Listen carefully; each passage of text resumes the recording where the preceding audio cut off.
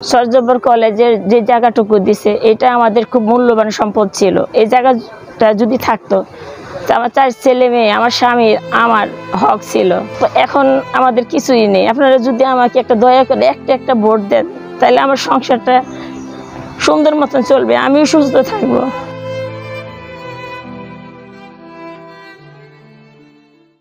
সবাই আমাকে একটি করে ফুটবল মার্কে ভোট দিবেন 8 তারিখে। প্রিয় সুবর্ণচরবাসী, আসসালামু আলাইকুম। আমি সুবর্ণচর উপজেলার সাবেক মহিলা ভাইস চেয়ারম্যান, সরজবর কলেজের দাতা ও প্রতিষ্ঠাতা মরহুম ওলিউদ্দিন আহমেদের সহধর্মিণী। এবারও আপনাদের অনুরোধে বিপুল সমর্থনে পুনরায় আমি মহিলা ভাইস চেয়ারম্যান পদে প্রার্থী হয়েছি।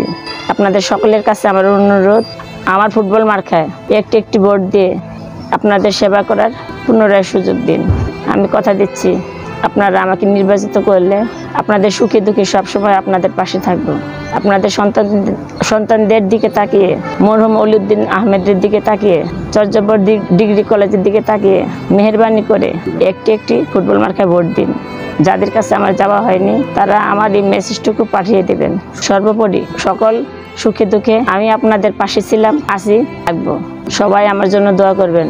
এদেশের শিশুরা পড়ালেখা করতে পারতেন না, উনি সরজবর কলেজ প্রথম কলেজ করে দিয়েছেন সুবর্ণচরের মাটিতে।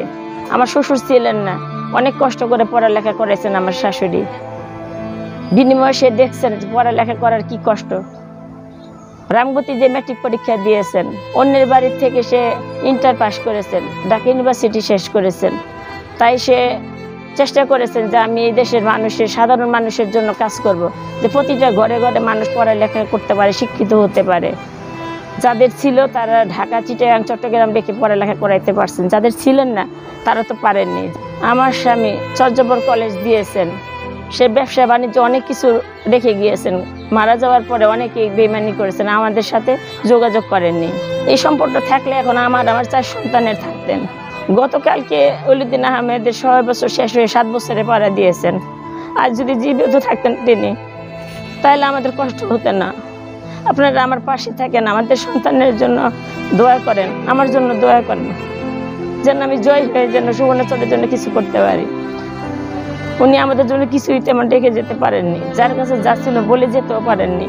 সরজবর কলেজের যে জায়গাটুকু দিছে এটা আমাদের খুব মূল্যবান সম্পদ ছিল। এই জায়গাটা যদি থাকতো তো আমার 4 ছেলে মেয়ে, আমার স্বামী, আমার হক ছিল। তো এখন আমাদের কিছুই নেই। আপনারা যদি আমাকে একটা দয়া করে একটা ভোট দেন তাহলে আমার সংসারটা সুন্দর মতন চলবে, আমিও সুস্থ থাকবো।